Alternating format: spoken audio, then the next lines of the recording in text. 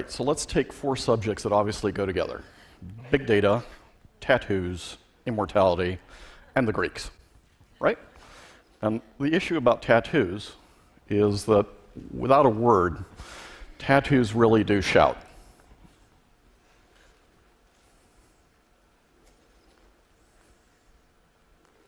So you don't have to say a lot.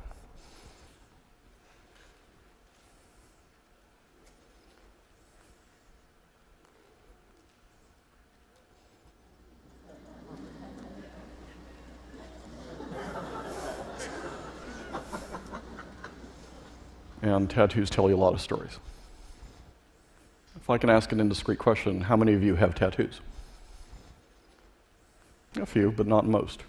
What happens if Facebook, Google, Twitter, LinkedIn, cell phones, GPS, Foursquare, Yelp, Travel Advisor, all these things you deal with every day turn out to be electronic tattoos? And what if they provide as much information about who and what you are as any tattoo ever would? What's ended up happening over the past few decades is the kind of coverage that you had as a head of state or as a great celebrity is now being applied to you every day by all these people who are tweeting, blogging, following you, watching your credit scores, and what you do to yourself. And electronic tattoos also shout. And as you're thinking of the consequences of that, it's getting really hard to hide from this stuff, among other things, because it's not just the electronic tattoos, it's facial recognition that's getting really good. So you can take a picture with an iPhone and get all the names. Although, again, sometimes it does make mistakes. But that means you can take a typical bar scene like this, take a picture, say, of this guy right here, get the name, and download all the records before you utter a word or speak to somebody, because everybody turns out to be absolutely plastered by electronic tattoos. And so there's companies like Face.com that now have about 18 billion faces online. Here's what happened to this company. There are other companies that will place a camera like this. This has nothing to do with Facebook.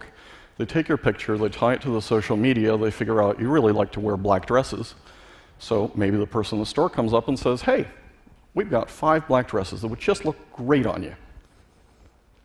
So what if Andy was wrong? Here's Andy's theory. What if we flip this? What if you're only going to be anonymous for 15 minutes? Well, then, because of electronic tattoos, maybe all of you and all of us are very close to immortality, because these tattoos will live far longer than our bodies will. And if that's true, then what we want to do is we want to go through 4 lessons from the Greeks and 1 lesson from Latin American. Why the Greeks?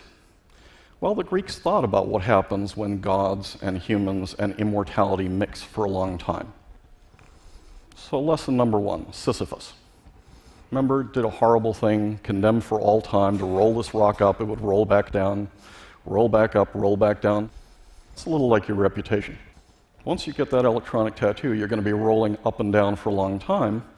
So as you go through this stuff, just be careful what you post. Myth number 2, Orpheus. Wonderful guy, charming to be around, great partier, great singer, loses his beloved, charms his way into the underworld, only person to charm his way into the underworld, charms the gods of the underworld. They release his beauty on the condition he never look at her until they're out. So he's walking out and walking out and walking out, and he just can't resist. He looks at her, loses her forever. With all this data out here, it might be a good idea not to look too far into the past of those you love. Lesson number 3, Atalanta. Greatest runner. She would challenge anybody. If you won, she would marry you. If you lost, you died. How did Hippomenes beat her? Well, he had all these wonderful little golden apples, and she'd run ahead and he'd roll a little golden apple. She'd run ahead, he'd roll a little golden apple. She kept getting distracted. He eventually won the race. Just remember the purpose is all these little golden apples come and reach you, and you want to post about them or tweet about them or send a late message. And then, of course, there's Narcissus. Nobody here would ever be accused or be familiar with Narcissus. But as you're thinking about Narcissus, just don't fall in love with your own reflection. Last, a lesson from a Latin American. This is the great poet Jorge Luis Borges.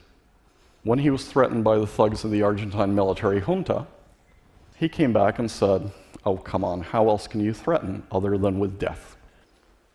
The interesting thing, the original thing, would be to threaten somebody with immortality. And that, of course, is what we are all now threatened with today because of electronic tattoos. Thank you.